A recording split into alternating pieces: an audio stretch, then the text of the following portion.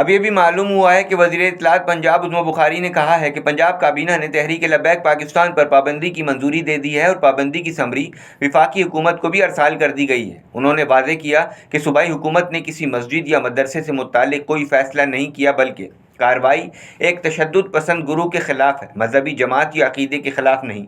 عظمی بخاری نے بتایا کہ مذہب کے نام پر اپنی سوچ مسلط کرنا قابل قبول نہیں ہے۔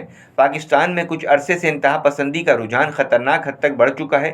ایک مذہبی جماعت نے غزہ کے نام پر احتجاج کی کال دی، جبکہ جنگ بندی ہو چکی تھی اور اس احتجاج نے خونی شکل اختیار کر لی۔ ریاست اور حکومت نے فیصلہ کیا کہ پاکستان اس طرح کے احتجاج کا مزید متحمل نہیں ہو سکتا۔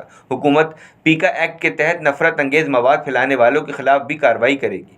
پنجاب حکومت نے نئے اسلحہ لائسنس کے اجرا پر مکمل پابندی عائد کر دی ہے۔